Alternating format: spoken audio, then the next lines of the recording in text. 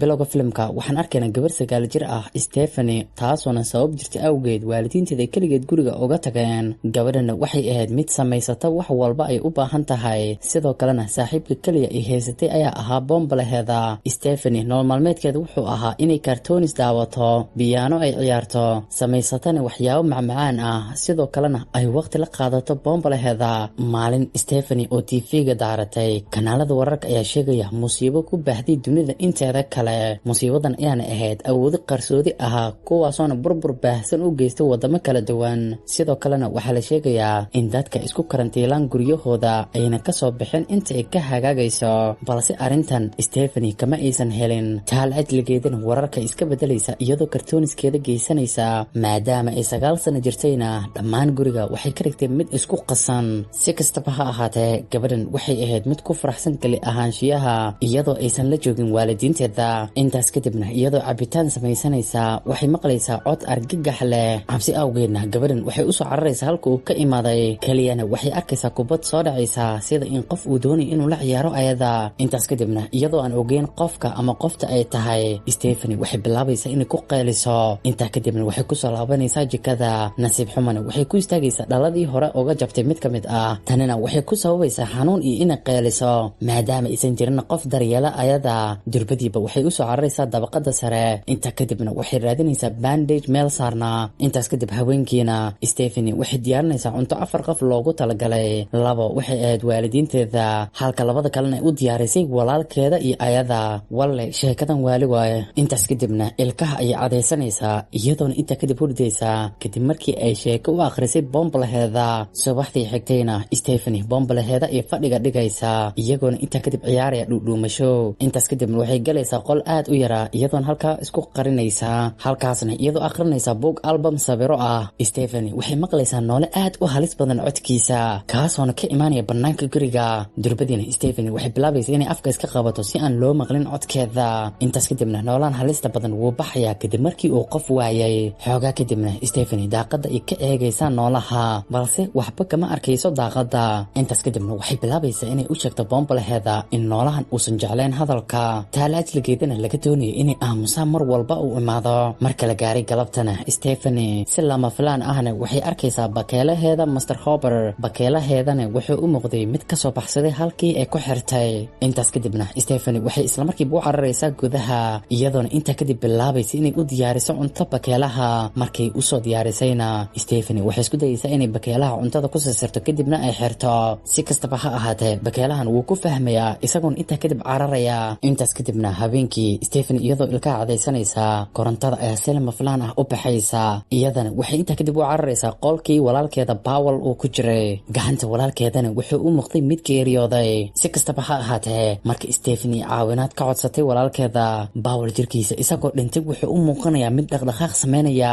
habeenkiina waxay maqlaysaa daaqada oo isgargaraacaysa, tanina Stephanie argagax ayay ku baaraysaa. markay isku daytayna inay hubiso waxay arkaysaa dhiig halkaa ku daadsanaa. marka dhiigga ay dabaraacdayna Stephanie waxay ogaanaysaa in bakeelaheeda uu dhaabac xun soo gaaray. tanina Stephanie aad iyo uga caroonaysaa, waxayna intaa kadib u soo cararaysaa qolkii uu walaalkeeda ku jiray. iyadana waxay bilaabaysaa inay ku eedeyso isaga, waxayna intaa kadib soo qaadanaysaa birta loo isticmaalo baseballka iyadoona intaa kadib walaalkeeda ku garaacaysaa. garaacan awgeedna marada wejiga walaalkeeda wuu ka feedmayaa, waxaana ogaanaynaa in walaalkeeda wejigiisa uu mar hore burburayba. habeenkii xigayna iyadoo roob uu da'ayo mar kale korontada ayaa baxaysaa. Stephanie waxay intaa kadib usoo daadegaysaa qaybta hoose si ay shumac u soo qaadato. halkaasna qasaalada dharka ayaa bilaabaysa inay dhaqdhaqaaq samayso sida in qof uu ku dhex jiro oo kale. gabadhana cabsi awgeed lafaheeda ay u baxsanaysaa iyadoona intaa kadib qol kale hurdaysa.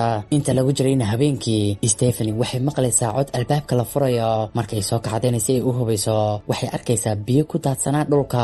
iyadana waxay u malaynaysaa in qof uu gudaha usoo dhuuntay. marka gugaca uu dhacayayna waxaan arkaynaa in qof uu gadaasheeda taagnaaba. Stephanie cabsi awgeedna gudaha ayay orod ku galaysaa. intaas kadibna Stephanie waxay isku soo xiraysaa musqusha qubayska. ninkii ayna soo aragnin wuxuu bilaabaya inuu u soo dhawaado, tanina waxay ka dhigaysaa inay qabsato afkeeda mar kale.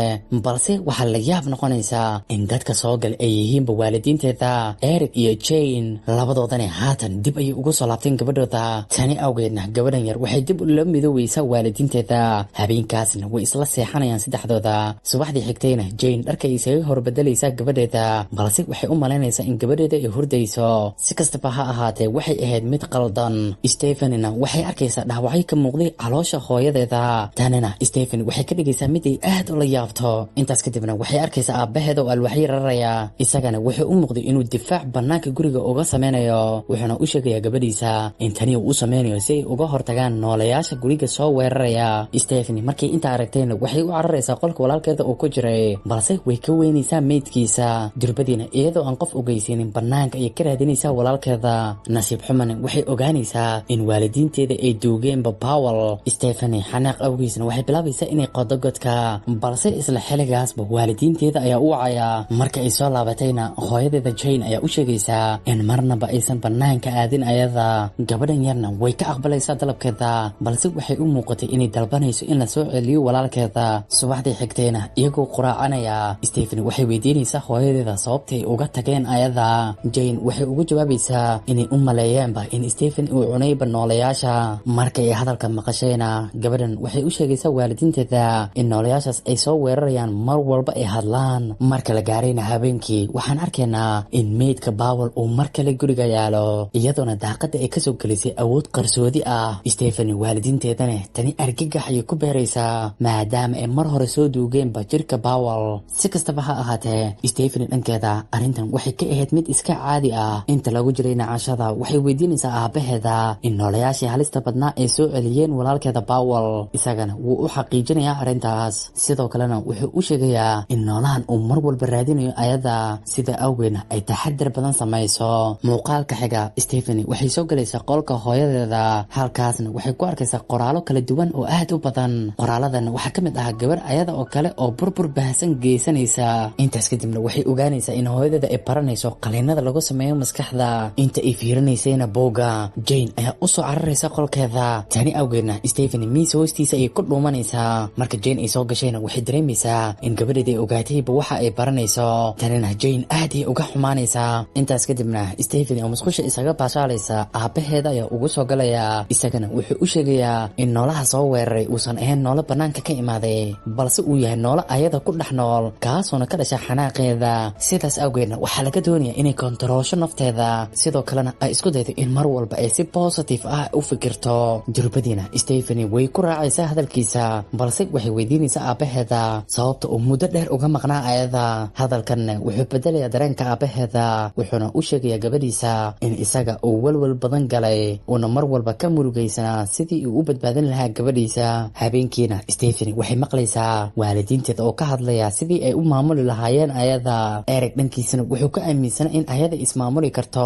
halka hooyadeeda Jane ay aaminsanayd inaysan ismaamuli karin iyadana waxay soo jeedinaysaa inay ku sameeyaan qaliin maskaxda ah balse Eric wuu ka diidayaa dalabkeeda maadaama qaliinada noocan oo kale uu aad u halis badan yahay sidoo kalena ma uusan doonin inuu waayo gabadhiisa dhanka kale Stephen uu dhageysanayay dhammaan hadaladan waxay bilaabaysaa inay mar kale dib ugu laabato qolkeeda marka ay hurdayna riyada waxay ku maqlaysaa cod argagax leh si tartiib ahna waxay soo aadaysaa dhanka albaabka waxayna ogaanaysaa in albaabka uu furan yahay si lama filaan ahna markii u soo dhawaatay albaabka mar kale ayuu isxirayaa intaas kadibna Stephen mar kale ay albaabka furaysaa iyadana waxay arkaysaa reer aqraad aabaheeda u ekaa tanina Stephen waxay ka dhigaysaa inay aad u qayliso durbadiina waxay ka soo kacaysaa riyadii ay ku jirtay si kastaba ha ahaatee Stephen weli ma aaminayso in ay riyo ku jirtay intaa kadibna waxay soo aadaysaa isla albaabkii balse xilligan waalidiinteeda ayaa ugu imaanaya ayagana waxay bilaabayaan inay dejiyaan gabadhooda Stephen waxay u sheegaysaa aabaheeda in riyo ay ku aragtayba noolihii cajiibka ahaa oo dilayaba aabaheeda isla markii ay hadalkan dhaxdayna